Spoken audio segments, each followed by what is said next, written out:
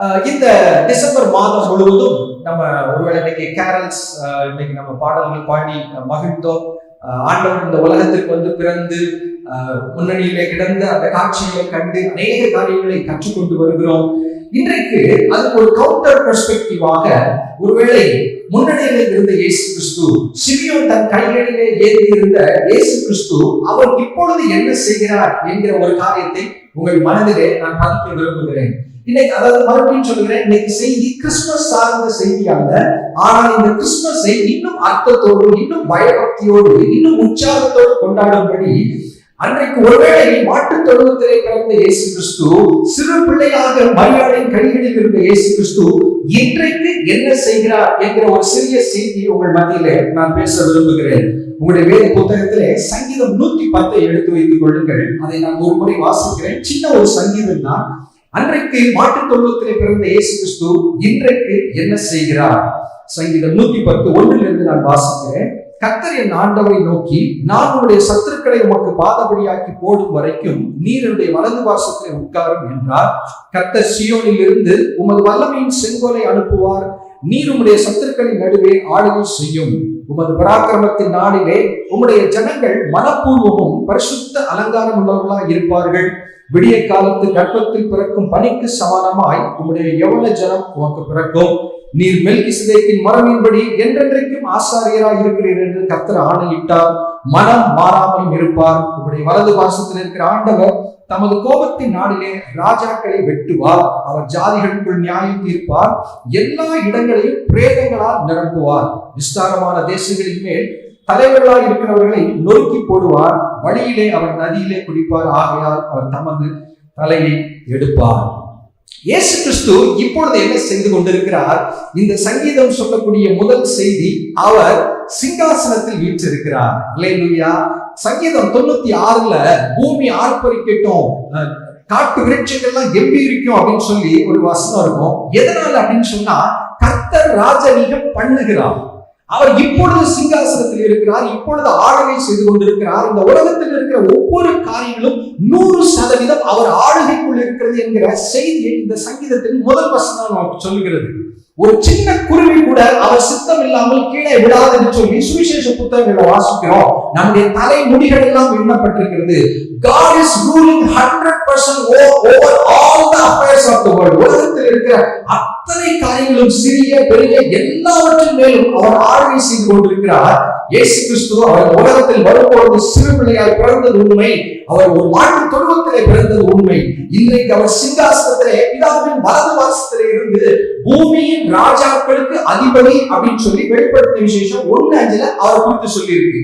இன்றைக்கு இருக்கிற ராஜாக்களை அவர் அரசாண்டு கொண்டிருக்கிறார் என்ற சத்தியத்தை அந்த வசனம் சொல்லுகிறது. இது நமக்கு சொல்லக்கூடிய, நமக்கு தரக்கூடிய ஒரு பெரிய கிருபை என்ன தெரியுமா? சமாதானம். இன்னைக்கு உலக மக்கள் எப்படி இருக்கிறார்கள்? அவருடைய சமாதானம் எங்க இருக்குன்னு சொன்னா, நியூஸ் பார்ப்பாங்க. ஏதாவது நல்ல விஷயம் தான் அவங்களுக்கு ஒரு சமாதானம் இருக்கும். ஆனா நியூஸ்ல நல்ல விஷயங்கள் பொதுவாக இருப்பது இல்லை. பூமியிலே நடக்கக்கூடிய பிரச்சனைகள், திருடு, களவு, லஞ்சம், கொலைகள், இதுதான் செய்திகளில் வருகிறது. உலக மக்களுடைய நிலை என்ன? தத்தளிப்பு. சங்கீதம் 46 எழுதியிருக்கோம், ஜனங்கள் கொந்தளித்து, ராஜ்யங்கள் தத்தளித்து அப்படின்னு ஒரு வார்த்தை எழுதியிருக்கோம். இதுதான் உலக மக்களுடைய நிலை. எல்லாருக்குள்ளேயும் பதற்றம். என்ன ஆகும், அடுத்து என்ன கவர்மெண்ட் வரும், என்ன நடக்கும் உலகத்துல, எல்லாருக்குள்ளும் பதற்றம், பயம். ஆனா அந்த சங்கீதம் 46 ஒரு தேவனுடைய பிள்ளையுடைய இருதயம் எப்படி இருக்கும்? அங்க ஒரு பெரிய சமாதானத்தை குறித்து அங்க எழுதப்பட்டிருக்கும். சங்கீதம் 46 தேவன் நமக்கு அடைக்கலமாய் இருக்கிறார், பலனாய் இருக்கிறார் அப்படின்னு சொல்லிட்டு, பூமி நிலை மாறினாலும், மலைகள் நடு சமுத்திரத்தில் சாய்ந்தாலும், அதாவது பயங்கர சம்பவங்கள், இருதயத்தை பாதிக்கக்கூடிய சம்பவங்கள் நடந்தாலும் நாம் பயப்படுவோம் அப்படின்னு சங்கீதம் அந்த 3வது வசனத்துல முடியுது. ஏன்? ஒரு நதி உண்டு. ஏசாயால நம்ம கொடுக்கப்பட்ட வாக்குத்தத்தம் என்ன தெரியுமா? உன்னுடைய சமாதானம் நதியை போல இருக்கும். உலக மனிதர்கள் லட்சங்கள் கோடிகள் கொடுத்தாலும் வாங்க முடியாத சமாதானம் ஒரு தேவனுடைய பிள்ளைக்கு நதியை போல கொடுக்கப்படுகிறது. அந்த சமாதானம் இருக்கும் போது உலகத்தின் காரியங்கள் பயத்தை கொடுக்காது, பெரிய சமாதானத்தை கொடுக்கும். சீக்கிரமா எலெக்ஷன் வரப்போகுது. நம்ம தேவனுடைய பிள்ளைகள் நம்ம ஞாபகம் வைத்துக் கொள்ள வேண்டிய ஒன்று, நம்ம ஜெபிக்கணும், நம்முடைய கடமை ஓட்டு போட வேண்டியது. என்ன ரிசல்ட் வருது? அது தேவன் 100% அவருடைய திட்டத்தின்படி, சித்தத்தின்படி அவர் கொண்டு வர போகிறார். அது நன்மையாக இருக்கும். சில நேரங்கள் நமக்கு பிடித்தது போல இருக்கலாம், சில நேரம் நம்ம யோசிப்போம், ஐயோ இந்த கவர்மெண்ட் வந்துச்சு அப்படின்னு ஒரு கவலைப்படுவதை போல இருக்கலாம். ஆனால் வசனத்தை நம்ம வாசிக்க வாசிக்க கவலைப்பட வேண்டியதே இல்லை. எப்படிப்பட்ட அரசாங்கம் யார் இருந்தாலும் சரி, இயேசு கிறிஸ்து அவர்தான் பூமியின் ராஜாக்களுக்கு அதிபதி. சங்கீதம் 110:1 சொல்லக்கூடிய செய்தி. தானியேலின் காலத்தில் நடந்தது என்ன? எருசலேம் அழிக்கப்படுகிறது, தேவாலயம் எரிக்கப்படுகிறது, அங்க இருக்கிற விலையேறப்பெற்ற பொன்னாலான அங்க இருக்கிற பாத்திரங்கள் திருடப்பட்டு நேபுகாத்நேச்சாரால் தன்னுடைய தெய்வத்தின் கோயிலில் வைக்கப்பட்டது அப்படின்னு எழுதியிருக்கு. பைபிள் தெரியாத நீங்க என்னதையுமா யோசிப்பாங்க, ஏன் இஸ்ரவேலின் தேவன் காப்பாற்றவில்லை, ஏன் கைவிட்டார், அவருடைய ஆலயத்தை கூட அவர் பாதுகாக்கவில்லையா என்று சொல்லி யோசித்திருக்கலாம். தானியேல் 1வது அதிகாரம் 2வது வசனம் சொல்லுது, அது ஏதோ தற்செயலாய் நடக்கவில்லை, ஆண்டவர் தான் அதை ஒப்புக் கொடுத்தார் என்று எழுதியிருக்கிறது. நான் சொல்றேன், இந்த உலகத்தில் நடக்கிற ஒவ்வொரு காரியங்களிலும் தேவன் ஆளுகை செய்கிறார். தேவனுடைய பிள்ளைகளாகிய நாம் உலக சம்பவங்களை கண்டு பயப்பட வேண்டியதில்லை. எந்த அரசாங்கங்கள் ஒரு எப்படிப்பட்ட பொலிட்டிக்கல் கவர்மெண்ட்ஸ் வரும், அது நமக்கு ஒரு பயத்தையும் டிஸ்டர்பன்ஸையும் நமக்கு கொடுக்க கூடாது. ஜெபிக்கிறோம், ஓட்டு போடுகிறோம், கர்த்தர் பதில் தருகிறார், அது நன்மையானதாக இருக்கும். நிறைய நேரங்களை பார்க்கிறோம், ஒவ்வொரு எலெக்ஷன்லயும் நிறைய கிறிஸ்தவர்களுக்கு பதற்றம், ஐயோ இந்த கவர்மெண்ட் வரக்கூடாது, ஜெபிக்கணும், விரும்ப ரிசல்ட் வரலையா, நிறைய பேருக்கு சோர்வு, ஏன் ஆண்டவர் ஜெபத்தை கேட்கல, நம்ம இவ்வளவு உபவாசம் இருந்தோமே. இதெல்லாம் தேவையில்லாத ஒன்று. புதிய ஏற்பாடு வாசிக்கும் போது இயேசு கிறிஸ்துவா இருக்கட்டும், அப்போஸ்தலரா இருக்கட்டும், யார் அரசியலில் இருக்கிறார்கள், அவர்களை கவிழ்த்த வேண்டுமா, அவர்களை அகற்றும்படி ஜெபிக்க வேண்டுமா என்கிற ஒரு மனநிலை அங்க இருக்காது. அவங்க என்ன சொல்லுவாங்க, ராஜாக்களுக்காக ஸ்தோத்திரம் பண்ணுங்க, அதிகாரத்தில் உள்ளவர்களுக்காக ஜெபம் பண்ணுங்க, நீங்கள் சமாதானத்தோடு வாழலாம். இவ்வளவுதான் நமக்கு சொல்லப்பட்டது. அன்னைக்கு இருந்த கவர்மெண்ட்ல நல்ல கவர்மெண்ட் கிடையாது. ஒருவேளை ஏரோது ராஜாவாக இருக்கட்டும், அங்கே ஒருவேளை இயேசு கிறிஸ்துவை சிலுவையில் ஒப்புக் கொடுக்கிற அதிகாரிகளாக இருக்கட்டும், சிறைச்சேதம் செய்து அப்போஸ்தலரை கொல்லுகிற ராஜாக்களாக தான் இருந்தாங்க இந்த பொலிட்டீஷியன்ஸ். அந்த கவர்மெண்ட்டை குறித்து அவங்க ரொம்ப கன்சர்ன்டாலாம் இல்ல, கர்த்தர் ஆளுகை செய்கிறார் என்ற ஒரு காரியம் அவருடைய இருதயத்தில் இருந்தது. இது பெரிய ஒரு சமாதானத்தை தரக்கூடிய ஒரு செய்தி. இன்னொன்று, அந்த சங்கீதம் 110:1 நமக்கு எதை நினைவுபடுத்துகிறது? சிங்காசனத்தில் வீற்றிருக்கிற இயேசு கிறிஸ்து அவர் யார்? அவர் சாதாரண மனிதர் அல்ல, பிதாவுக்கு சமமான தெய்வத்தன்மை உள்ள குமாரன் அப்படிங்கறத நமக்கு நினைவுபடுத்துகிறது. இந்த ஒரு வசனத்தை இயேசு கிறிஸ்து கோட் பண்ணி மார்க் எழுதின சுவிசேஷம் 12வது அதிகாரத்துல யூதர்கள் நிறைய கேள்வி வச்சு அவரை மடக்கணும்னு வருவாங்க. கடைசியா இவர் ஒரு கேள்வி கேட்பார். இந்த கேள்விக்கு பிறகு யாருமே வாய் திறக்கலன்னு எழுதி. அது என்ன கேள்வி தெரியுமா? இந்த சங்கீதம் 110:1 எடுத்து மார்க் எழுதின சுவிசேஷம் 12வது அதிகாரத்துல பார்த்தீங்கன்னு சொன்னா 35 இருந்து 37 வரைக்கும் வரும்போது, அன்னைக்கு இருக்க யூதர்கள் என்ன நினைச்சாங்க, வரப்போகிற மேசியா ஒரு சாதாரண மனிதர், தாவீதின் குமாரன், ஒரு நார்மல் ஹியூமன் பீயிங் நினைச்சாங்க. அப்ப ஆண்டவர் கேட்ட கேள்வி 36வது வசனம், மார்க் 12, நான் உடைய சத்துருக்களை உனக்கு பாதபடியாக்கி போடும் வரைக்கும் நீர் என்னுடைய வலது பாசத்தில் உட்காரும் என்று கர்த்தர் என் ஆண்டவரோடு என்று சொன்னார் என்று தாவீது பரிசுத்த ஆவியினால் சொல்லி இருக்கிறானே. தாவீது தானே அவர் ஆண்டவர் என்று சொல்லி இருக்க, அவருக்கு அவர் குமாரனாய் இருப்பது எப்படி? நீங்க ஆண்டவர் சொல்லுகிறது என்ன? பரிசுத்த ஆவியின் மூலமாக தாவீது எழுதின வசனம் என்று சொல்லி இந்த சங்கீதம் 110 சொல்லுகிறார். இது ரொம்ப முக்கியமானது. இன்னைக்கு இருக்கிற உலகளாவிய புராட்டஸ்டன்ட் சர்ச்சுக்கு பெரிய ஒரு டிக்ளைன், ஒரு வீழ்ச்சி வந்ததுக்கு ஒரு காரணம் உண்டு. என்ன அப்படின்னா, சுமார் ஒரு 100-200 வருடங்களுக்குள் வந்த ஒரு மாற்றம் என்ன அப்படின்னு சொன்னா, ஹையர் கிரிட்டிசிசம் அப்படின்னு ஒரு தாட் பைபிள் டீச்சிங் இன்ஸ்டிடியூட்ஸ்குள்ள ஜெர்மன் போன்ற தேசங்களிலிருந்து வர ஆரம்பித்தது. அது சொல்றது என்ன அப்படின்னா, பைபிள் என்பது ஷேக்ஸ்பியர் லிட்டரேச்சர் மாதிரி அது ஒரு புத்தகம், அதை நம்ம ஆராய வேண்டும், அது சரியான இருந்தால் எடுத்துக்கொள்ள வேண்டும், தவறு இருக்கிறதா கண்டுபிடிக்க வேண்டும் என்று சொல்லி பைபிளை ஒரு சாதாரண புத்தகம் போல பார்க்க ஆரம்பித்து, இது கடவுளுடைய வார்த்தையா இருக்கலாம், இல்லாமல் இருக்கலாம் சொல்லி பைபிளை குறித்து அநேக சந்தேகங்களை கொண்டு வந்து நிறைய பைபிள் இன்ஸ்டிடியூட்ல போதிக்கப்பட்டு அநேக ஊழியர்களுடைய விசுவாசமே போய்விட்டது. இங்கே சொல்லப்பட்ட வார்த்தை ஆண்டவர் சொல்லுகிறார், தாவீது பரிசுத்த ஆவியினாலே சொல்லி இருக்கிறானே. இந்த வேத புத்தகம் முதல் பக்கத்திலிருந்து கடைசி பக்கம் வரைக்கும் பரிசுத்த ஆவியானவர் என்கிற ஒரே ஆத்தரால் எழுதப்பட்ட புத்தகம். இதில் ஒரு தவறு கிடையாது, 100க்கு 100 நம்ப தகுந்தது. இந்த ஒரு நம்பிக்கை, ஒருவேளை சின்ன ஒரு சந்தேகம் வரும்போதும் அவ்வளவுதான். ஒரு பெரிய போதகர், நல்ல ஊழியம் செய்த ஒரு போதகர், அவருக்கு சொன்ன எனக்கு சாட்சி, பைபிள் காலேஜ்ல முதல் வருஷம் போய் சின்ன வயசுல இருந்து ஊழியம் செஞ்சு ஊழியத்துக்கு அர்ப்பணித்து போதகராக போக வேண்டும் என்று பைபிள் காலேஜுக்கு போனேன். அங்கே நான் சந்தித்த முதல் வருஷம் சந்தித்த பிரச்சனை, நான் நம்புற பைபிள் உண்மைதானாங்கிற ஒரு சந்தேகத்தை எனக்கு போதிச்சாங்க. ஒரு வருஷம் ஸ்ட்ரகிள் பண்ணேன், ஒரு வருஷம் என்னால ஒண்ணுமே செய்ய முடியல. அதுக்கப்புறம் மறுபடியும் நான் வசனத்தின் அந்த விசுவாசத்தை புதுப்பித்துக் கொண்டு நல்லா ஊழிய செய்கிறார். இது இன்னைக்கு சபைகளை பாதித்துக் கொண்டிருக்கிற, அநேக வேதாகம கல்லூரிகளை பாதித்துக் கொண்டிருக்கிற விஷயம். திரும்பி வில்லியம் என்ற அழகான ஒரு மொழிபெயர்ப்பு பைபிள் சொசைட்டி வெளியிட்டு இருக்கிறாங்க. எங்களுடைய ஊழியர்களை நாங்க படிக்க சொல்றோம், கிராமங்களில் யூஸ் பண்ணுங்கன்னு சொல்றோம். ஆனால் அதுல பரிதாபமான விஷயம், ஒரே ஒரு உதாரணம் சொல்றேன். 1 தீமோத்தேயு எடுத்தீங்கன்னு சொன்னா ஆத்தர் யார் எழுதியிருக்கலாம் அப்படின்னு வரும்போது, அந்த நிருபத்தை நம்ம என்ன வாசிக்கிறோம்? அப்போஸ்தலனாகிய பவுல் தீமோத்தேயுக்கு எழுதின நிருபம். அவ்வளவுதான், சிம்பிளா இருக்கு. அங்க எதுவுமே எழுதிருக்கும் இன்ட்ரோடக்ஷன்ல, இதை பவுல் எழுதியிருப்பார் என்று சொன்னாலும் பவுலே எழுதியிருக்க வாய்ப்பு இல்லைன்னு எழுதியிருக்கும். என்னது பைபிள் எழுதியிருக்கு, எதுக்கு ஒரு இன்ட்ரோடக்ஷன் எழுதின ஒரு மனிதன் இதை பவுல் எழுதியிருக்க முடியாதுன்னு சொல்லுகிறார். மற்ற நிருபங்களுக்கும் இதிலும் பார்த்தா மொழி நடைகள் வித்தியாசமா இருக்கிறது. நான் 10 வருஷம் மதுரையில் இருக்கிறேன், அடுத்த 20 வருஷம் சென்னைக்கு போனா என்னுடைய மொழி நடைகள் மாறும். உலகமெல்லாம் சுற்றி கொண்டிருந்த பவுல் ஒரு மொழி நடை, சில வார்த்தைகள் மாறுவதை வைத்து இது பவுல் எழுதியிருக்க முடியாது. இன்னும் சில ஆர்குமெண்ட்ஸ் கொடுத்து, அப்ப கேள்வி, தீமோத்தேயு நிருபம் ஆரம்பிக்கிறது பவுல் எழுதியிருக்கிறேன் என்று சொல்லுகிறது ஒரு சந்தேகத்தை கொடுத்து விட்டால் அது எப்படி தேவனுடைய வார்த்தை என்று ஒரு படிக்க முடியும்? நம்ம கையில இருக்கிற வேதம், நான் சொல்கிறேன், 100க்கு 100 தேவ ஆவியால் எழுதப்பட்டது, ஒரு தவறு கிடையாது. இந்த ஒரு நம்பிக்கையின் அடிப்படையில் தான் நம்முடைய கிறிஸ்தவ வாழ்க்கை, சபை, ஊழியம் எல்லாம் அந்த அஸ்திவாரத்து மேலதான் இருக்கிறது. வசனத்தின் மேல் சந்தேகம் வந்து விட்டால் ஐயோ என்பதை நாம் மறந்து விடக் கூடாது. அப்ப சொல்லிட்டு ஆண்டவர் சொல்லக்கூடிய காரியம் என்ன? அவர் சாதாரண மனிதனா எப்படி கிறிஸ்து இருக்க முடியும் என்று சொல்லி ஆண்டவர் சொல்ற காரியம் என்ன தெரியுமா?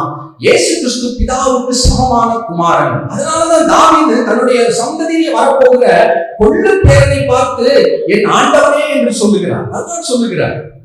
டைட்டி ஆஃப் கிரைஸ்ட், இயேசு கிறிஸ்துவினுடைய தெய்வீக தன்மை வேதாகமத்தில் மிக மிக முக்கியமான ஒரு உபதேசம்.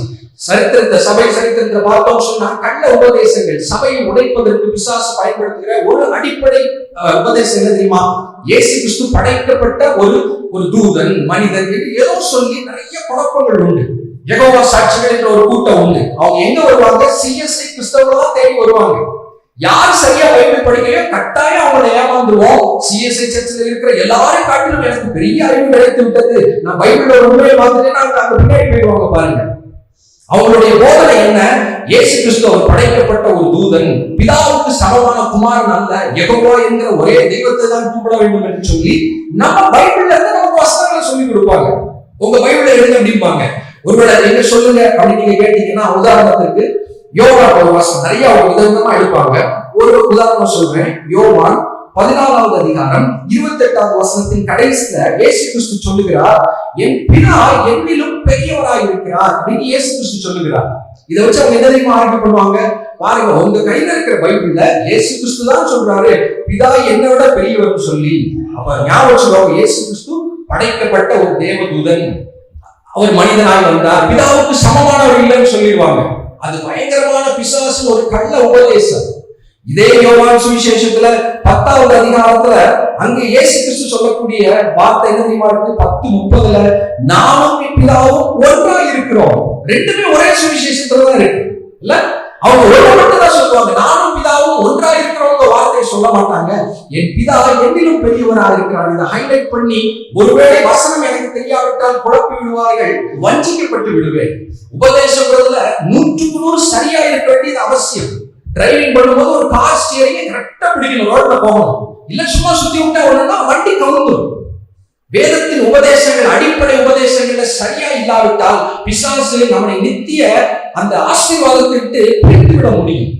பிதாவையும் குமாரனையும் மறுதலிக்கிறவன் அந்தி கிறிஸ்துன்னு சொல்லி 1 யோவான் 2:22 எழுதியிருக்கு. ரொம்ப முக்கியமான ஒரு உபதேசம் என்று சொல்லுகிறார். இதெல்லாம் இந்த சங்கீதம் 110 நமக்கு நினைவுபடுத்துகிறது. பிதாவின் வலது பாசத்திலே பிதாவுக்கு சமமானவராய் வீற்றிருக்கிற தேவகுமாரனை எங்கே பார்க்கிறோம். அவர் பிதாவுக்கு சமமானவர். சரி, இங்க யோவான்ல 2 வசனம் வாசிச்சோமே. ஒன்றை பிதா என்னை விட பெரியவரா இருக்கிறான்னு சொல்றாரு, இன்னொரு இடத்துல பிதாவுக்கு நானும் பிதாவும் ஒன்றா இருக்கிறோம் என்று சொல்லுகிறாரே. முரண்பாடாய் தோன்றுகிறது. பைபிள் படிக்கும் போது முரண்பாடா ஒரு வசனம் தோணுதா? பைபிள்ல முரண்பாடு இல்லை. நமக்கு புரியலன்னு அர்த்தம். நம்ம செய்ய வேண்டியதை ஜெபிக்கணும். நான் சொல்ல ஏற்கனவே ஒரே ஆத்தர், ஒரே எழுத்தாளர், பரிசுத்த ஆவியினால் எழுதப்பட்ட வேதம் ஒரு தவறு கூட இல்லைன்னு சொன்னேன். ஒருவேளை நமக்கு தோணும், இங்க எப்படி எழுதியிருக்கு, அங்க எப்படி எழுதியிருக்கு, ரெண்டுமே உண்மை. அதை எப்படி சரியாய் புரிந்து கொள்ள என்று சொல்லி ஜெபித்து புரிந்து கொள்ள முயற்சிக்க வேண்டும். ஒருவேளை இந்த கேள்விக்கு பதில் நம்ம கையில இருக்கிற ஜெப புஸ்தகத்துல அதனாசியஸ் விசுவாச பிரமாணம் எழுதுகிறார். அதுல 2 லைன்ல அழகா வெளிப்படுத்துகிறார். தேவத்தன்மையின்படி பிதாவுக்கு சரியானவர், மனுஷத்தன்மையின்படி பிதாவுக்கு தாழ்ந்தவர். பக்கம் பக்கமா விளக்க வேண்டியதை அதனாசியஸ் 2 லைன்ல விளக்குகிறார். தெய்வ தன்மையின்படி பிதாவுக்கு சமமானவர், தான் எடுத்துக்கொண்ட மனித தன்மையின்படி பிதாவுக்கு தம்மை தாழ்த்தி வந்த தேவகுமாரன் சொல்லி 2 லைன்ல ஷார்ப்பா விளக்குறாரு பாருங்க. நம்ம கையில இருக்கிற ஜெப புஸ்தகம், விசுவாச பிரமாணம், இதெல்லாம் நமக்கு பெரிய பாதுகாப்பு. நிறைய பெந்தேகோஸ்தே சர்ச்சில் இதெல்லாம் இல்ல, இதெல்லாம் அவங்க கேள்வி பண்றாங்க. சும்மா கிளிப்பிள்ள மாதிரி ஜெப புஸ்தகத்தை வாசிட்டு இருக்கிறீங்க, இருக்கட்டும், அவங்க ஏதாவது சொல்லிட்டு போறோம், இருக்கட்டும். இதெல்லாம் ரத்த சாட்சிகளால் உருவாக்கப்பட்ட புத்தகங்கள். தாமஸ் கிரான்மர் உருவாக்குகிறார், ரத்த சாட்சியை மறைத்திருக்கிறார். அவங்க எழுதி வைத்திருக்கிற இந்த முறைகள் இதெல்லாம் சபை நிலைத்திருந்து உபதேசத்திலே தவறிவிடாமல் இருக்க சபை முற்பிதாக்கள் வைத்த பெரிய ஆசீர்வாதங்கள். சங்கீதம் 119 நம்ம என்ன பார்த்துட்டு இருக்கிறோம்? இயேசு கிறிஸ்து இன்றைக்கு என்ன செய்து கொண்டிருக்கிறார்? அவர் சிங்காசனத்தில் வீற்றிருக்கிறார். அவர் பிதாவுக்கு சமமான தெய்வ தன்மையுடைய திரித்துவத்தில் 2வது நபர் என்பதை அங்கே நம்ம பார்க்கிறோம். அடுத்ததாக இந்த சங்கீதம் 110 அதுல நமக்கு சொல்லப்படக்கூடிய மிக முக்கியமான செய்தி என்ன அப்படின்னா, சங்கீதம் 110 4வது வசனத்துல பாத்தீங்கன்னா, நீர் மெல்கிசேதேக்கின் முறைமையின்படி என்றென்றைக்கும் ஆசாரியராக இருக்கிறேன் என்று கர்த்தர் ஆணையிட்டார், மனம் மாறாமலும் இருப்பார்.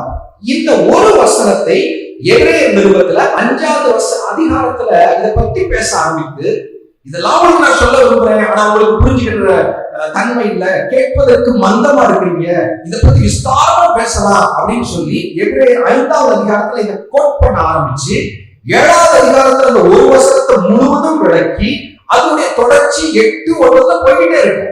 ஒரே ஒரு வசனம் சங்கீதம் 110 எடுத்து எபிரேயர்ல கிட்டத்தட்ட ஒரு 30% அந்த நிருபத்தின் இடத்தை இந்த ஒரு வசனம் பிடிக்கிறது. எபிரேயர் நிருபம் யாருக்கு எழுதப்பட்டது தெரியுமா? கிறிஸ்தவ வாழ்க்கையில சோர்ந்து போய் பாவத்தோடு போராடி ஜெயிக்க முடியாம என்னத்த கிறிஸ்தவ வாழ்க்கையில் சோர்ந்து போன கிறிஸ்தவர்கள், உபத்திரவங்கள் பிரச்சனைகளிலே சோர்ந்து போன தேவ பிள்ளைகளை உற்சாகப்படுத்தும்படி உயிர்ப்பிக்கும்படி பழைய ஏற்பாட்டில் உள்ள அனைத்து காரியங்களையும் எடுத்து முன்வைத்து அங்கே ஒரு தேவ மனிதன் எழுதிய ஒரு நிருபம். அதனுடைய சென்டர் என்ன? இந்த ஒரு வசனத்தை வைத்து அங்கே ஆர்குமெண்ட்டை வைக்கிறார். ஏன் நீ கிறிஸ்தவ வாழ்க்கையில சோர்ந்து போக வேண்டியதில்லை, இந்த ஒரு வசனம் இருக்கிறது சொல்லி இதை முன்வைக்கிறார். இந்த வசனம் எதை நோக்கி நமக்கு நடத்துகிறது? இந்த கிறிஸ்துமஸ் காலங்கள்ல பார்க்கிறோம், அவருக்கு இயேசு என்று பெயரிடுவாயாக, ஏன் தம் ஜனங்களின் பாவங்களில் இருந்து ரட்சிப்பார். இயேசு கிறிஸ்து நோய்களை சுகமாக்க முடியும், கடன் பிரச்சனை மாற்ற முடியும், குடும்ப பிரச்சனைகளை மாற்ற முடியும், அற்புதங்களை செய்ய முடியும், எல்லாம் உண்மைதான். அவர் பிரதானமாய் வந்தது பாவம் என்ற ஒரு டீல் பண்றதுக்காக வருகிறார். அதுதான் என்னுடைய உங்களுடைய உலகத்தினுடைய அடிப்படை பிரச்சனை. இது சரி செய்யப்படாவிட்டால் எதுவுமே சரி செய்யப்பட முடியாது. இயேசு கிறிஸ்துவிடத்துல வரும்போது என்ன நடக்கிறது? என்னுடைய பாவங்கள் மன்னிக்கப்படுகிறது, புது மனிதனாக மாறுகிறேன். அது மட்டுமல்ல, ஒவ்வொரு நாளும் வேத வாசித்து ஜெபிக்கும் போது பாவத்தை ஜெயிக்கிற ஒரு கிருபை நமக்கு கிடைக்கிறது. நம்முடைய வாழ்க்கையின் சந்தோஷம், நிம்மதி, தைரியம் எங்க தெரியுமா இருக்கு? அந்த பாவம் என்கிறதை நம்ம எப்படி ஒவ்வொரு நாளும் டீல் பண்றோம், தேவ சமூகத்தில் அதை வைத்து எப்படி ஜெபித்து ஒவ்வொரு நாளும் மேற்கொள்ள பிரயாசப்படுகிறோம். அதுலதான் வாழ்க்கையின் வெற்றி இருக்கிறது, சமாதானம் இருக்கிறது, சந்தோஷம் இருக்கிறது. அங்க நம்ம மிஸ் பண்ணா குற்ற உணர்ச்சி தான். ஆதாம் ஏவாளை போல ஒளிந்து கொண்டு எங்கேயாவது போய், ஐயோ தேவனே உங்களுடைய சத்தம் கேட்கிறது, எனக்கு பயமா இருக்குன்னு சொல்லி ஒளிந்து கொண்டு குற்ற உணர்வில் தான் வாழ்ந்து கொண்டிருப்போம். தேவையே இல்லை. இயேசு கிறிஸ்து நமக்காக மரித்து நம்முடைய பாவங்களை மன்னித்து இருக்கிறார். பழைய பாவங்களை, மன்னித்த பாவங்களை அவர் நினைவு கூட மாட்டார். கிழக்குக்கும் மேற்குக்கும் எவ்வளவு தூரம் வைத்து விட்டார். இன்றைக்கு என்ன செய்து கொண்டிருக்கிறார்? அந்த கேள்விக்கு 110 சொல்லுகிற செய்தி, உங்களுக்காக எனக்காக பிதாவின் இடத்தில் அவர் பரிந்து பேசிக்கொண்டே இருக்கிறார். கர்த்தர் ஆணையிட்டார், மனம் மாறாமலும் இருப்பார். இதுதான் அந்த எபிரேய நாட்கள் கீ பண்றார், மையப்படுத்தி சொல்லுகிறார். இது ஒரு ஆணையாய் வந்திருக்கிறது. நமக்கு ஒரு பெரிய ஒரு நம்பிக்கை. நம்ம வலுவாதபடி நம்மை காக்க உனக்காக ஒரு வேண்டுதல் செய்து கொண்டே இருக்கிறாரே, நீ ஏன் சோர்ந்து போகிறாய்? தளர்ந்த முழங்கால்களை பலப்படுத்தி, கைகளை பலப்படுத்தி என்று சொல்லி இந்த வசனத்தை வைத்து சோர்ந்து போன கிறிஸ்தவர்களை அங்கே பலப்படுத்தும்படி அதிகாரங்கள் எழுதப்படுகிறது. அவ்வளவு முக்கியமான ஒரு வசனம். இதை ஞாபகம் வைத்துக் கொள்ளுங்கள். பாவத்தை குறித்த அந்த ஒரு அறிவு, அதை குறித்த ஒரு பயம், அது எவ்வளவு மோசமானது. அது வாழ்க்கையில பைபிள் வாசிக்க இன்னும் கற்றுக்கொள்வோம். ஒரு பக்கம் வேதத்தை வாசிக்க வாசிக்க நம் தேவன் எப்படிப்பட்டவர், எவ்வளவு பெரியவர், எவ்வளவு அன்புள்ளவர், அதை கற்றுக்கொண்டே இருப்போம். இன்னொரு பக்கம் பாவம் அப்படின்னு நமக்கு ஒண்ணு தெரியும், அது எவ்வளவு மோசமானது, அது எவ்வளவு பயங்கரமானது என்பதை நம்ம இன்னும் கண்டுகொண்டே போவோம். அதை குறித்து ஒரு பயம் வரும். சின்ன தப்பு செய்ய கூட பயமா இருக்கும். ஒரு பாவம் நமக்குள்ள வந்துச்சா ஒரு நடுக்கத்தை கொண்டு வரும், நொறுங்குதலை கொண்டு வரும். ஐயோ ஆண்டவரை நான் துக்கப்படுத்தி விட்டேன், எனக்குள்ள இருக்கிற பரிசுத்த ஆவியானவரை துக்கப்படுத்தி விட்டேன் என்கிற எண்ணங்கள் நம்மை பத்திரமாக நம்மை நடத்தி செல்லும். நமக்காக மெல்கிசேதேக்கின் முறைமையின்படி, ஒருவேளை இதெல்லாம் ஃபுல்லா எக்ஸ்பிளைன் பண்ண எனக்கு டைம் இல்லை. ஆதியாகமத்தில் ஆரம்பிக்கிறது, அவரை குறித்து எபிரேயருக்கு விளக்கப்படுகிறது. வரப்போகிற இயேசு கிறிஸ்துவுக்கு முன்னடையாளமாக இருக்கிறார். இன்றைக்கு லேவியரின் முறைப்படி அல்ல, மெல்கிசேதேக்கின் முறைமையின்படி நமக்காக பரிந்து பேசிக் கொண்டிருக்கிற ஒரு ஆசாரியர். பாவத்தை ஜெயிக்கிற ஒரு வாழ்க்கை, இது மிக மிக முக்கியமானது. பாவம் மலிந்து கிடக்கிற உலகத்துல நம்ம இருக்கிறோம். ஈஸியா பாவத்தில் விட வைக்கக்கூடிய எத்தனையோ காரியங்கள் நம்ம சூழ்ந்து இருக்கிறது. பயப்பட வேண்டியதில்லை. மறுபடியும் சொல்லுகிறேன், அன்றாட வேத வாசிப்பு, அன்றாட ஜெப வாழ்க்கை, இது இருக்கிற கிறிஸ்தவரை அவ்வளவு ஈஸியா பிசாசு தட்டி விட முடியாது. அவ்வளவு ஈஸியா பாவம் நம்மை கவர்ந்து விடாது. ஆனால் இது குறையும் போது, ஜெபம் என்பது குறையும் போது, இயேசு கிறிஸ்து சொன்னது, உன் ஆவி உற்சாகம் உள்ளதுதான், உன் மாம்சம் பலவீனம் உள்ளது. உயிரை கொடுப்பேன் பேதுரு சொல்றாரு, உண்மைதான், ட்ரூ கமிட்மெண்ட் இருக்கு. ஆனால் சூழ்நிலை வரும்போது விழுந்து விடுகிறார். இதுதான் நமக்குள்ள இருக்கிற சுபாவம். இங்க இருக்கிற யாருக்குமே தப்பு செய்யணும் எனக்கு உங்களுக்கு ஆசை கிடையாது, ஆனால் செய்து விடுகிறோம். எங்கே நம்முடைய ஜெப வாழ்க்கை குறையும் போது, நமக்குள்ள இருக்கிற பாவ சுபாவம் அது மேற்கொள்ளும் போது விழுந்து விடுகிறோம். ஆனால் ஒழுங்கும் கிரமமான ஒரு ஜெப வாழ்க்கை இருக்கிற ஒரு வாழ்க்கையிலே பாவத்தை ஜெயிப்பது என்பது லேசான ஒரு காரியம். பயப்படவே வேண்டியதில்லை. விழுந்துருவோமோ, ஐயோ நான் விழுந்துருவோம், இல்லவே இல்லை. ஜெபிக்கிற ஒரு கிறிஸ்தவனுடைய வாழ்க்கை எப்படி தெரியுமா இருக்கும்? தன்னை பார்த்து ஆச்சரியப்படுகிற ஒரு வாழ்க்கையா இருக்கும். எப்படி இந்த தப்பு நான் செய்யாம இருந்தேன்? ஒரு ரட்சிக்கப்பட்ட ஆண்டவரை ஏற்றுக்கொண்ட ஒரு வாலிபனுடைய சாட்சி எனக்கு மறக்கவே மறக்காது. அவனுடைய வாழ்க்கை ரொம்ப மோசமான வாழ்க்கை, போதை, தவறான பழக்கங்கள் இருந்த வாழ்க்கை இயேசு கிறிஸ்துவுக்குள் மாறுகிறது. அவன் கொஞ்ச நாள் கழிச்சு அவனை பார்க்கும்போது அவன் சொன்ன சாட்சி என்ன தெரியுமா? அண்ணே, முன்னாடி எல்லாம் பொம்பளை பார்த்தா தப்பு தப்பா பார்ப்பேன், இப்பதான் பார்த்தா எனக்கு தோணவே இல்லை, என்ன பார்த்தே ஆச்சரியமா இருக்குன்னு சொன்னான். இதுதாங்க ஜென்யூன் கிறிஸ்டியன் லைஃப். ஐயோ நான் தப்பு செய்யக்கூடாதுன்ற முயற்சி எடுத்து அப்படியே கண்ட்ரோல் பண்ணுற ஒரு வாழ்க்கை இருக்கட்டும் ஒரு பக்கம். இயேசு கிறிஸ்து நமக்குள்ள இருக்கும்போது, பரிசுத்த ஆவியானவர் நமக்குள்ள இருக்கும்போது, எனக்காக ஒரு பரிந்து பேசிக் கொண்டிருக்கிற இந்த வாழ்க்கை எப்படி இருக்கு தெரியுமா? என்னை பார்த்து நான் ஆச்சரியப்படுவேன், இது எப்படி நான் தப்பு செய்யாம இருந்தேன், இந்த மாதிரி விஷயங்கள் நான் விழுந்துருவேன், விழாம இருக்கிறது எப்படி என்று நம்மை நாமே பார்த்து ஆச்சரியப்படக்கூடிய வாழ்க்கை. இதற்காகத்தான் இயேசு கிறிஸ்து வந்தார், தம்முடைய ஜனங்களை பாவங்களில் இருந்து ரட்சிக்க. அந்த பாவத்தை ஜெயித்து பரிசுத்தமாய் வாழ்கிற ஒரு வாழ்க்கை, அது ஒரு பரவசமான ஒரு வாழ்க்கை. என்னாக சொல்லியிருக்கோம், ராஜாவின் ஜெய கம்பீரம் அவர்களுக்குள்ளே உண்டு. ஒரு கிறிஸ்தவனுடைய இருதயம் எப்படி இருக்குமா? எதையோ ஒரு நாட்டை பிடிச்சது போல ஒரு சந்தோஷம், ஒன்றும் பெருசா செஞ்சிருக்க மாட்டோம். ஆனால் கர்த்தரோடு நடக்கிற ஒரு வாழ்க்கை, பரிசுத்தம் உள்ள ஒரு வாழ்க்கை, வேதத்தை இரவும் பகலும் தியானித்து பூரித்திருக்கிற ஒரு வாழ்க்கை, ஜெபத்திலே தேவ பிரசன்னத்தை அனுபவிக்கிற ஒரு வாழ்க்கை. அங்கே ராஜாவின் ஜெய கம்பீரம், ஒரு நாட்டையே பிடிச்சது போல ஒரு பரவசம் இருந்து கொண்டே இருக்கும் என்று சொல்லி பரிசுத்த ஆவியினாலே நிரப்பி விலையா இஸ்ரவேல் ஜனங்களை குறித்து சொன்ன வார்த்தை, நம்மை குறித்து சொன்ன வார்த்தை. இயேசு கிறிஸ்து இன்றைக்கு என்ன செய்கிறார்? சிங்காசனத்தில் வீற்றிருக்கிறார். நமக்காக பாவத்தில் விழாதபடி பரிந்து பேசுகிறார். விழுந்த போது நம்மை திரும்ப எழுப்புவதற்காக நமக்காக பிதாவுக்கு முன்பாக ஒரு ஆசாரியனாய் நம்முடைய பெயர்களை சுமந்து ஜெபித்துக் கொண்டிருக்கிறார். கடைசியாக அதுல நான் பாயிண்ட் அவுட் பண்ண விரும்புகிறது, அந்த சங்கீதம் 119 5-6 வசனங்கள். அவர் இனி என்ன செய்ய போகிறார்? உங்களுடைய வலது வருஷத்தில் இருக்கிற ஆண்டவர் தமது கோபத்தின் நாள் அப்படின்னு சொல்லி எழுதியிருக்கு. ஜட்ஜ்மெண்ட் டே, நியாய தீர்ப்பு நாள் என்பது வந்து கொண்டிருக்கிறது. அப்ப அவர் என்ன செய்வார்னு சொல்லி எழுதியிருக்கு, ராஜாக்களை வெட்டுவார், அவர் ஜாதிகளுக்குள் நியாயம் தீர்ப்பார், எல்லா இடங்களையும் பிரேமைகளால் நிரப்புவார். யாரை பத்தி சொல்லியிருக்கு? இயேசு கிறிஸ்துவ குறித்து சொல்லியிருக்கு. நம்ம நிறைய இயேசு கிறிஸ்துவ கேலண்டர்ல பார்க்கிற ஒரு போட்டோகிராஃப்ல இருக்கிற ரொம்ப ஒரு மீட் ஜீசஸ், ரொம்ப அன்பானவர், ஒரு கட்டத்தை காமிச்சா மறு கட்டத்தை காமிக்க சொன்னவர், உண்மைதான். ஆனால் அவர் என்ன செய்வார் என்று எழுதியிருக்கிறது, வெட்டுவார், குத்துவார் அப்படிங்கிற வார்த்தை தான் இருக்கு. இதெல்லாம் நீங்க ஏதோ அவுட் ஆஃப் பிளேஸ் நினைச்சிடக்கூடாது. இயேசு கிறிஸ்து யார் என்பதை இந்த வார்த்தைகள் நாம் குறிக்குது. பைபிள் முழுசா வாசிக்கும் போது ஆரம்ப காலங்கள்ல ஒரு டிஸ்டர்பன்ஸ் எனக்கு வந்தது உண்டு. யோசுவாவின் புத்தகம், ஒருவேளை அங்கே எரிகோ கோட்டை பிடிக்கிறாங்க, இதெல்லாம் சின்ன பிள்ளைகளுக்கு சண்டே கிளாஸ் மாதிரி எடுக்கிறோம். அங்க சுத்தி வந்தாங்க, எரிகோ கோட்டை விழுந்துச்சு, ஓகே. அதை உண்மையா நம்ம கண்ணால பார்த்திருந்தா it will be a painful incident. ரொம்ப ஒரு வேதனை கொடுக்கிற ஒரு ஒரு ஒரு ஒரு சிச்சுவேஷனா இருக்கும். என்ன நடக்குது? யோசுவா அந்த எக்காலம் ஊதுகிறார்கள், மதிச்சுவர்கள் விழுகிறது. என்ன செய்ய ஆண்டவர் சொன்னார்? யோசுவா என்ன செய்தார்? ஒரு வசனம் வாசிக்கிறேன். யோசுவா 6வது அதிகாரம். அதை பிக்சரைஸ் பண்ணணும். ஒரே ஒரு வசனத்தை தான் சொல்லியிருக்கு. இப்படிப்பட்ட ஒரு வசனத்தை ஒரு ஹாலிவுட் மூவில 3 மணி நேரம் காட்சிகளாக்க வாய்ப்பு இருக்கு. யோசுவா 6:21 பட்டணத்தில் இருந்த புருஷரையும் ஸ்திரீகளையும் வாலிபரையும் கிழவரையும் ஆடு மாடுகளையும் கழுதையும் சகலத்தையும் பட்டய கருத்தினால் சங்காரம் பண்ணினார்கள். ஏன் பண்ணாங்க? ஆண்டவர் சொன்னார், எரிகோல நீ ஒரு சுவாசிக்கிற வயதான தாத்தாவா இருக்கட்டும், சின்ன கைப்பிள்ளையா இருக்கட்டும், ஆடு மாடா இருக்கட்டும், எல்லாவற்றையும் கொன்று விடு என்று யோசுவா சொல்லுகிறார். பைபிள புரியாத, இயேசுவை சொந்த ரட்சகராய் ஏற்றுக்கொண்டு ரட்சிப்பின் அனுபவத்தை பெறாத மனிதனுக்கு இது பெரிய ஒரு இடர்தலின் கல். என்னப்பா அவங்க பைபிள் இயேசுநாதர் அன்புள்ளவங்கிற ஒரு ஊரையே கொண்ட சொல்றாரு. இது புரியாத மனிதர்கள், ஆவியை பெறாத மனிதனுடைய கேள்வி. தேவன் செய்கிறது எல்லாம் நியாயம் உள்ளதாக இருக்கும். அவர் அநீதி உள்ள தேவன் அல்ல. ஒருவரும் கெட்டு போகக்கூடாது என்று விரும்புகிறார். அதே தேவன் தான் பழைய ஏற்பாட்டிலும் இருக்கிறார். ஏதோ ஒரு தப்பு செஞ்சாங்க, திடீர்னு அவங்களை தண்டிக்கல. 400 வருடங்கள் காத்திருக்கிறார்.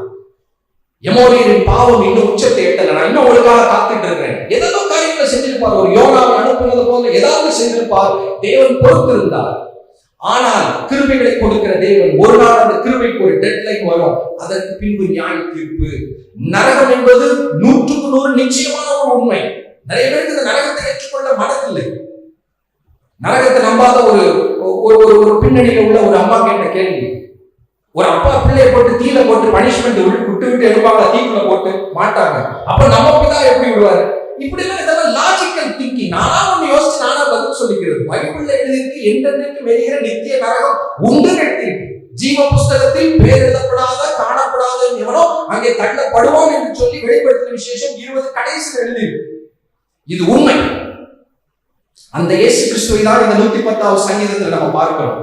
நான் சொன்னேன், யோசுவாவின் மூலமாய் தேவன் செய்தது. ஒரு காலத்திலே நியாய தீர்ப்பை கொடுக்கும்படி தேவன் செய்த காரியம். இன்னைக்கு உலகத்தில் அவரை ஏற்றுக்கொள்ளாத மனிதர்கள் வாய்ப்பு கொடுக்கப்படுகிறது. கிருபையின் காலத்துக்குள்ள இருக்கிறாங்க. இதை ஏற்றுக்கொள்ளவில்லையா? ஒருவேளை யோசுவா 6:21 நமக்கு கொஞ்சம் நெருடலா இருக்கு. இப்படியா எல்லாரையும் ஆண்டவர் பண்ணுவார் அப்படின்னு யோசிக்கிறோம். இதே போலதான் ஜீவ புஸ்தகத்தில் எழுதப்படாதவர்கள் அக்கினி கடலிலே தள்ளப்படுவார்கள். இது நான் என்னுடைய அனுபவத்தை சொல்லுகிறேன். ஆரம்ப காலத்துல ஒரு டிஸ்டர்பன்ஸ் ஆகுது. பைபிள் எப்படி இருக்கு? ஆனால் படிக்க வேதத்தை திரும்ப படிக்க தேவன் நீதி உள்ளவர். அவர் அநீதியாக ஒன்றுமே செய்யவில்லை என்கிற நிச்சயம் எனக்கு இன்னும் அதிகரித்திருக்கிறது. இந்த இயேசு கிறிஸ்து அன்பாக வந்தவர், எல்லாரையும் நேசித்த இயேசு கிறிஸ்து, அவருடைய வாயிலே கிருபை உள்ள வார்த்தைகள் இருக்குது என்று சொன்ன இயேசு கிறிஸ்து ஒரு நாள் அவர் திரும்ப வரப்போகிறார். வெளிப்படுத்தின விசேஷம் 19வது அதிகாரத்துல வெள்ளை குதிரையின் மேல் ராஜாதி ராஜாவாக வருகிறார் என்று சொல்லி அவரை பற்றி எழுதியிருக்கு. 19:11 அவர் நீதியாய் நியாயம் தீர்த்து யுத்தம் பண்ணுகிறார் அப்படின்னு சொல்லிட்டு 15 எழுதியிருக்கு. புறஜாதிகளை வெட்டும்படிக்கு அவருடைய வாயிலிருந்து கூர்மையான பட்டயம் புறப்படுகிறது. எப்படி யோசுவாவின் காலத்திலே பட்டயத்தின் மூலம் நியாய தீர்ப்பு வந்ததோ, இயேசு கிறிஸ்துவினுடைய 2வது வருகை அதை விட பயங்கரமாக இருக்க போகிறது. எதுக்கு இதை ஊழியம் செய்யறோம்? எதுக்கு சுவிசேஷ ஊழியம் செய்யறோம்? எதுக்கு ஒரு வில்லியம் கேரி மனைவி பைத்தியமாகிற அளவுக்கு வந்து ஒரு இந்திய தேசத்திலிருந்து பிள்ளைகளை சாக கொடுத்து இங்கே வந்து ஏன் ஊழியம் செய்ய வேண்டும்? இந்த சுவிசேஷம் அல்லாமல் ஒரு மனிதனுடைய நித்தியம் நரகத்தில் முடிந்துவிடும் என்ற வேதத்தின் நிச்சயம் அவர்களுக்கு இருந்தது. ஐயோ, இந்தியாவுடைய மனைவி பைத்தியமாயிடுச்சு சொல்லி வில்லியம் கேரி திரும்பி போயிருக்கலாமே. இங்கே வந்து வியாதிப்பட்ட பிள்ளை செத்து விட்டது, இந்தியாவுக்காக வந்து எனக்கு என்ன என்று போயிருக்கலாமே. அத்தனைக்கு பின்பும் இங்கே இருந்து பிரயாசப்பட்டு பைபிளை மொழிபெயர்த்து, பைபிள் முழுசு எரிஞ்சு போயிருது, மறுபடியும் மொழிபெயர்த்து எங்க இருந்து இந்த ஸ்டாமினா அவங்களுக்கு வருகிறது? காசா பணமா இதெல்லாம் அவங்களுக்கு கிடைச்சது? இன்னைக்கு கிராமத்துக்கு போன சொல்லுவாங்க, வெள்ளக்காரங்க வந்து இந்தியாவை மாத்த வந்துட்டாங்கன்னு சொல்லி. ஹிஸ்டரி அவங்களுக்கு தெரியல. இங்க ஆண்ட பிரிட்டிஷ்காரர்கள் வில்லியம் கேரிய உள்ள விடல. பங்களாதேஷ் அங்கு போய் வேற வழியா தெரியாம இந்தியாவுக்கு வர்றாரு. ஏன் பிரிட்டிஷ் உள்ள விடல? அன்னைக்கு இருந்த வெஸ்ட், அந்த ஈஸ்ட் இந்தியா கம்பெனி நோக்கம் பிசினஸ். நீங்க மிஷனரி வேலையெல்லாம் செய்ய வர வேண்டாம். இந்த ஹிஸ்டரி எல்லாம் நம்ம மற்றவங்களுக்கு சொல்லணும். வெள்ளக்காரன் வந்து இங்க காசு கொடுத்து யாரும் மதம் தான் மாறல. நம்ம காசு வாங்கிய மதம் மாதிரி இருக்கும். நம்ம காசு கொட்டி கொடுத்து கொண்டிருக்கிறோம். கொடுத்த காணிக்கை லட்சங்கள் என்று சொல்லிக் கொண்டிருக்கிறோம். உலக மக்களுக்கு தெரியல, நீ லட்சங்களை வாங்கி அமெரிக்காக்காரன் காசு வாங்கி ஊழியம் செய்யற, அதனால கிறிஸ்தவர்களுக்கு தெரியல. ஏன் அப்படி தியாகமாய் ஊழியம் செய்தார்கள்? வரப்போகிற நியாய தீர்ப்பு, the terror of the Lord அப்படின்னு பவுல் ஒரு வார்த்தையை சொல்வார். கர்த்தருக்கு பயப்படுகிறது இன்னதென்று அறிந்து. உலகத்தில் இருக்கிற ஒவ்வொரு மனிதனும் ஒரு நாள் வெளிப்படுத்தின விசேஷம் 20வது அதிகாரம் 11-12 இடத்துக்கு ஒரு வெள்ளை சிங்காசனத்தை கண்டேன், அவருக்கு முன்னாடி எல்லாம் சிதறி போகிறது. 20-12 வெளிப்படுத்தின விசேஷம் மரித்தோராகிய சிறியோரையும் பெரியோரையும் தேவனுக்கு முன்பாக நிற்க கண்டேன். சூசைட் பண்றவங்க நினைக்கிறாங்க செத்து போயிட்டா பிரச்சனை முடிஞ்சு. இல்லவே இல்லை, மரித்த பின்பு தேவனுக்கு முன்பாக நிற்கிற ஒரு நாள் வருகிறது. புஸ்தகங்கள் திறக்கப்பட்டது. நம்ம பாருங்க, சிறியோர் பெரியோர். இன்னைக்கு பூமியில நான் ஒரு பெரிய ஆளா இருந்தா சட்டத்தை விலைக்கு வாங்கிடலாம், லஞ்சம் கொடுத்து லட்சங்கள் கோடிகளை கொடுத்து சட்டங்களை வாங்கி விடலாம். வாங்க முடியாத ஒரு கோரத்துல மனிதன் ஒரு நாள் நிற்க போகிறான். புஸ்தகங்கள் திறக்கப்பட்டன, நிறைய புஸ்தகம் இருக்கு. ஞாபக புஸ்தகம். நீங்களும் நானும் நல்ல விஷயத்தை பேசணுமா, ஆண்டவர் வந்து ஆசையா கேட்பாரு. கர்த்தருக்கு பயந்தவர் ஒவ்வொருவரோடு பேசுவார்கள், கவனித்து கேட்பார், ஞாபக புஸ்தகத்தில் எழுதுவார். அப்படி ஒரு புஸ்தகம் இருக்கும். அப்ப ஒருவேளை அசிங்கமா இன்னொருத்தங்களை பத்தி நம்ம தப்பா பேசினா அதே எழுதுவார்னு நினைக்கிறேன். ஜாக்கிரதையா இருக்கணும். நிறைய புஸ்தகங்கள் இருக்கு. ஜீவ புஸ்தகம் என்னும் வேறொரு புஸ்தகம் திறக்கப்பட்டது. அப்பொழுது இந்த புஸ்தகம் எழுதப்பட்டபடியே அங்கே நியாய தீர்ப்படைந்தார்கள். 15வது வசனத்தை வாசிப்போம். ஜீவ புஸ்தகத்தில் எழுதப்படாதவனாக காணப்படாதவன் எவனோ அவன் அக்கினி கடலிலே தள்ளப்பட்டான். சிம்பிள். இது இப்படி இருக்குமா அப்படி இருக்குமா கேள்விகளெல்லாம் விட்டு விடுவோம். எழுதப்பட்ட வசனம். வானம் பூமியும் ஒளிந்து போனாலும் ஒளிந்து போகாத வசனம். இயேசு கிறிஸ்து இன்றைக்கு என்ன செய்து கொண்டிருக்கிறார்? சங்கீதம் 110 பார்த்தோம். சிங்காசனத்தில் வீற்றிருக்கிறார். பிதாவுக்கு சமமான தேவன் இன்னைக்கு ஒரு மெல்கிசேதேக்கின் முறைமையின்படி, ஒரு ஆணையின்படி, நமக்கு அதை குறித்து சந்தேகமே வர வேண்டியது. ஆணையிட்டு விட்டார். God has promised. உனக்காக என்னுடைய குமாரன் பரிந்து பேசிக்கொண்டே இருக்கிறார். பாவத்தை விழுந்துருவேனோ, நிற்க முடியாது என்கிற பயம் வேண்டியதில்லை. பயம் பிசாசுக்காக உண்டாகுது. பரிசுத்த ஆவியானவர் நமக்குள் வரும்போது, தேவனுடைய வல்லமை அங்கே வெளிப்படும் போது பரிசுத்தமாய் வாழ்வது சுலபமாயிருக்கும். இந்த இயேசு கிறிஸ்து சீக்கிரமாய் வரப்போகிறார். கிருபையின் காலத்தில் இருக்கிறோம். கொடிய சம்பவங்கள் நடந்து கொண்டிருக்கிறது. எல்லாம் வேதத்தில் சொல்லப்பட்டபடி நடந்து கொண்டே இருக்கிறது. எதை குறித்தும் சமாதானத்தை நம்ம இழக்க வேண்டியதில்லை. வருகை சீக்கிரமாய் இருக்கிறது. இன்னும் உற்சாகத்தோடு, இன்னும் உண்மை ஆண்டவருக்கென்று தேவ பிள்ளைகளாய் உண்மையான கிறிஸ்தவனாய் வாழவும், ஆண்டவருக்கென்று கனி கொடுக்கவும், சுவிசேஷ ஊழியம் செய்ய வேண்டும் என்கிற கட்டளைக்கு கீழ்ப்படிகிறவர்களாக இருக்க இந்த நாளில் நமக்கு நினைவுபடுத்துகிறார். கட்டாயம் நீங்களும் நானும் இயேசுவை அறியாதவர்களுக்கு சொல்ல வேண்டும். ஊழியர்களுக்காக ஜெபிக்க வேண்டும். ஆத்துமாக்களுக்காக திறப்பில் இருந்து ஜெபிக்க வேண்டும். தியாகமுள்ள காணிக்கைகளை கொடுக்க வேண்டும். எழுப்பது வர வேண்டும் என்று எல்லாருக்கும் ஆசை. வரங்கள் அந்நிய பாஷை, தீர்க்க தரிசனமா வேணும். நல்லதுதான். அப்போஸ்தலர் 2 இருக்கு. அதே அப்போஸ்தலர் 2 ஜனங்கள் சொத்துக்களை வித்து கொடுத்தாங்க. அதுதான் வேர்ல்ட் இவாஞ்சலிசம் அன்னைக்கு கீ. ஆண்டவர் கட்டளை கொடுக்கல, கட்டாயப்படுத்தல. ஆனால் ஆண்டவர் மேல உள்ள அன்பினாலே ஐயோ அந்த சுவிசேஷத்தின் முக்கியத்தை உணர்ந்தவர்கள் வீடுகள் காணியாட்சிகளை விற்று வந்து அப்போஸ்தலர் பாதத்தில் கொடுத்தார்கள். அதுதான் உண்மையான எழுப்புதல். கண்களை மூடி ஜெபிப்போம். அன்பின் பிதாவே, உங்களுடைய கிருபை உள்ள கரங்களுக்குள் எங்களை ஒப்புக் கொடுக்கிறோம். எங்களுக்காக ஆண்டவரே 2000 வருடங்களுக்கு முன்பு இந்த உலகத்திலே மாட்டு தொழுவத்திலே பிறந்து சிறு பிள்ளையாய் மரியாதையின் கையிலே இருந்த எங்கள் அன்பின் ஆண்டவர் உயிர் தெழுந்தவராக இன்றைக்கு சிங்காசனத்திலே வீற்றிருக்கிற ஒரு காட்சியை, மகத்துவமுள்ள காட்சியை சங்கீதம் 110 நாங்க பார்த்தோம். ஆண்டவரே அப்பா, இதை நாங்கள் இன்னும் அதனுடைய மகிமையை காண எங்களுக்கு நீங்க உதவி செய்யுங்க. ஆண்டவரே, தேவ சமாதானம் என்கிற நதி என்கிற ஆசீர்வாதத்தை எங்களுக்கு கொடுத்திருக்கிறீங்க. அந்த நதியிலே குளித்தவர்களாக, சமாதானத்தோடு இந்த உலகத்திலே பரிசுத்தம் உள்ளவர்களாக, கனி கொடுக்கிறவர்களாக, சுவிசேஷ ஊழியத்தை இன்னும் தீவிரமாய் செய்கிறவர்களாக எங்களை இன்னும் நீர் மாற்றுவீராக. அருமையான இந்த திருச்சபையை கர்த்தர் மேன்மேலும் ஆசீர்வதித்து அநேக ஆயிரங்களுக்கு ஆசீர்வாதமாய் பயன்படுத்துவீராக. இயேசுவின் நாமத்தில் ஜெபிக்கிறோம் நல்ல பிதாவே, ஆமென். 2025ஆம் ஆண்டு கால் நூற்றாண்டு பண்டிகை காலம். நம்முடைய ஆயத்தங்களை கர்த்தர் 1.5 மாச காலமாய் ஆசீர்வதித்திருக்கிறார். போன நவம்பர்ல இருந்து ஆரம்பிச்சிருக்கிறோம். இந்த 21ஆம் தேதி வரைக்கும் நம்ம நடந்து வந்திருக்கிறோம். தேவைகள் அநேகம், செய்தவைகள் அநேகம், ஓடினவைகள் அநேகம். ஆனால் கர்த்தர் ஒன்றிலுமே குறை வைக்கல. இப்படிப்பட்ட ஒரு நல்ல சபையை ஆர்டர் கொடுத்திருக்கிறார். இந்த ஆண்டு பல புதிய குடும்பங்கள் நம்முடைய ஆலயத்தில் சேர்ந்திருக்கிறாங்க. இப்படிப்பட்ட ஒரு சபையை நாங்கள் பார்த்ததில்லை என்று சொல்லி இன்றைக்கு நம்ம மத்தியில் சேர்ந்திருக்கிறாங்க. கர்த்தர் சபையை வளர்த்திருக்கிறார். ஆண்டவருடைய கருத்துக்கள் அர்ப்பணிப்போம். ஆண்டவரே, எங்களை இந்த சபையில அங்கமாய் வைத்திருக்கிறேன் சுவாமி. நாங்க உமக்கு சாட்சியாய் வாழ எங்களுக்கு கிருபை தாரும் என சொல்லி கேட்போம். பண்டிகை நாள், கிறிஸ்து பிறப்பின் பண்டிகை மனமகிழ்ச்சியோடு கொண்டாட கிருபை தாங்கப்பா.